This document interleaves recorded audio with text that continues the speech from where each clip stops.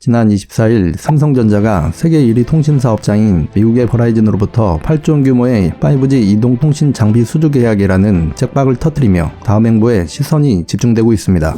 이번 버라이즌 공급 계약은 삼성전자의 놀라운 기술력을 인정받았다는 점에서 엄청난 성과라고 평가되고 있는데요. 외신들 또한 삼성전자의 5G 네트워크 시장 주도권 잡기 행보에 많은 관심을 나타내고 있습니다. 이처럼 삼성전자는 버라이즌과 국내 통신장비 분야에서 단일 계약으론 최대 계약 규모일 뿐만 아니라 버라이즌의 5G 이동 통신장비를 포함한 네트워크 솔루션까지 5년간 공급하게 됐다는 것은 사실상 미국 내 통신시장을 장악했다는 셈입니다. 참고로 2018년 12월 세계 최초로 5G 서비스를 시작한 한국은 영국 시장조사회사 엄디아가 지난 2019년 6월에 발표한 5G 서비스 진척도에서 당당히 세계 1위를 차지했을 정도로 5G 시장에서는 독보적 세계 최강국입니다. 거기에 미국 시장마저 접수를 시작한 만큼 2030년에는 5G 시장 규모 하나로 약 1,800조 원 황금 시장을 선점했다는 평가를 받고 있습니다. 무엇보다 이번 계약으로 삼성은 5G 기술력을 인정받으면서 삼성 장비를 도입하지 않고 있는 미국 내 통신사들의 추가 수주 가능성 또한 매우 높아졌습니다. 또한 5G 주파수 대역인 밀리터리 웨이브는 전파 특성상 건물벽 투과율이 낮아 벽이나 장애물을 통과하는 데 제한이 있었으나 지상과 같은 속도의 5G를 제공받기 위해선 5G 중계기 확대가 필요한 것입니다. 이로 인하여 미국 내 1위 통신사업자인 버라이즌이 삼성 5G 중계기를 도입으로 미국 내 통신사들도 호환 안정성을 위해 삼성 장비 도입은 불가피하다는 관측까지 나오고 있습니다. 그러나 지난해 전세계 통신장비 시장에서 삼성의 점유율은 3%에 불과했습니다. 전체 시장 점유율을 비교해보면 하이가 28%, 노키아가 16%, 에릭슨이 14%, GT가 10%, 시스코가 7% 정순으로 삼성은 하위권 수준에 머물렀습니다. 그러나 올 1분기 삼성은 13.2%의 점유율로 하웨이 35.7%, 에릭슨 24.6%, 노키아 15.8%에 이어 4위까지 수직 상승했으며 로이타 통신은 통신장비 1위인 하웨이가 미국에서 5G 입찰이 금지된 영향으로 삼성이 가장 큰 수혜자가 되었다고 분석했습니다. 알록시아 삼성전자 미국 마케팅 부사장은 우리는 도전자로서 매우 배고프고 공격적이며 추가 계약을 위해 적극 나서겠다라는 의지를 피력했습니다. 그에 반해 삼성전자의 경쟁사격인 중국의 화웨이는 미국의 트럼프 정부로부터 강력한 제재로 인해 점점 미국 내에서 설 자리를 잃어가고 있으며 미국 진출 이후 최대 위기를 맞이하고 있습니다. 트럼프 정부는 구글과 퀄컴 등 안드로이드 운영 체제와 스마트폰용 칩을 공급하지 못하도록 규제한 데 이어 지난 10월부터는 모든 반도체 부품 공급을 차단했고 또한 삼성전자와 SK 하이닉스 반도체의 하웨이 수출문도 닫힌 상태입니다.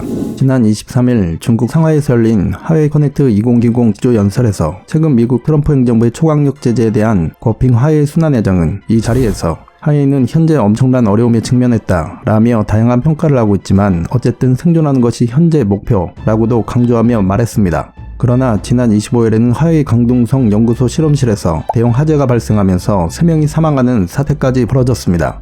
이처럼 하웨이는 엎친 데 덮친 격으로 좋지 않은 일들이 순차적으로 발생하고 있어 상황이 매우 좋지 않은 상태에 직면하게 되었습니다. 거기에 더불어 삼성전자는 지난 7일 글로벌 공급망 효율성 차원에서 11월경 텐진 TV 공장 가동을 중단할 것을 밝힌 바 있습니다. 텐진 공장은 중국 내수용 물량을 전담 생산해왔습니다. 하지만 삼성전자의 올해 상반기 중국 TV 시장 점유율은 4.8%로 8위를 기록할 만큼 시장 점유율 확대가 여의치 않고 최근 중국 내 인건비까지 급격한 상승으로 더 이상 중국에 있어야 할 명분이 없어진 것입니다. 지난달에는 TV뿐 아니라 수저우 공장의 PC 조립 생산 라인 운영도 중단했습니다. 이렇게 삼성전자의 공장들이 중국에서 철수하면서 은근히 반사이익을 노리고 있는 국가가 생겼는데요. 그 나라가 바로 베트남입니다. 베트남에서는 중국 시장에서의 잇따른 철수가 베트남 이전으로 이어지기를 학수고대하고 있는 상황입니다. 현재 삼성 베트남 법인 두 곳에서는 연간 1억 6천만 대의 스마트폰이 생산되고 있습니다. 삼성 스마트폰 전체 출하량이 연간 3억 대임을 고려해보면 절반 이상이 베트남에서 생산되고 있다는 것입니다. 삼성전자 베트남 법인 두 곳의 지난해 매출은 무려 60조 원에 육박했습니다. 이렇듯 삼성전자의 중국 내 공장들이 베트남을 비롯해 동남아시아로 공장을 이전하다 보니 반사이익으로 이득을 보고 있는 상황이 연출되었습니다. 최근 중국은 미국의 강력한 제재로 해외 반도체 공급의 완전 끊길 위기에 놓이자 시진핑은 반도체 등 산업 육성을 위해 향후 5년간 1조 4천억 달러라는 막대한 자금을 쏟아붓기로 결정했습니다.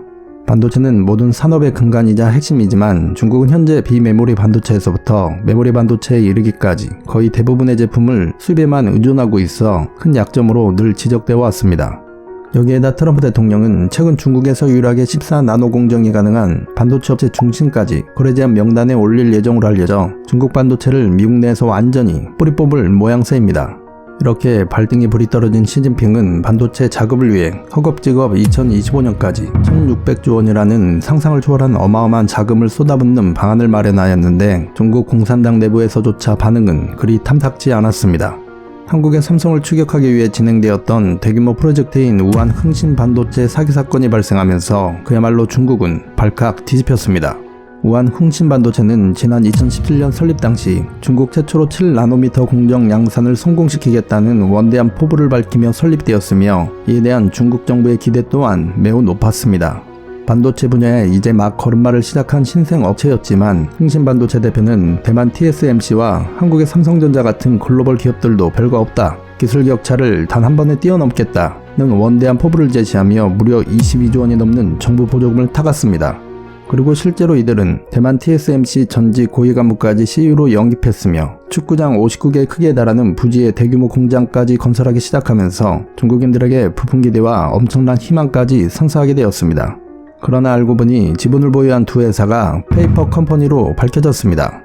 흥신이 자랑하던 7나노 공정 최첨단 장비도 실제로는 구형 장비임이 밝혀졌고 결국 올해 초 건설이 중단되었던 공장 부지는 흉물스러운 골격만 남아있는 상태로 확인되면서 중국인들을 더욱 큰 충격에 빠뜨렸습니다. 중국 당국은 올해 1월부터 7월까지 작년 한 해의 투자의 2배가 넘는 600위안을 반도체 업체에 투자하였지만 실제로는 정부 보조금과 투자금을 노린 먹튀 사기 사건만 갈수록 늘고 있는 상황입니다. 지난 3월에는 후난시 창사시 창사청신에 이어 4월에는 산시성의 산시 선퉁, 7월에는 난징의 덕화마가 잇따라 파산 신고를 했는데 알고 보니 흥신 반도체 사태와 같은 반도체 사기극이었습니다.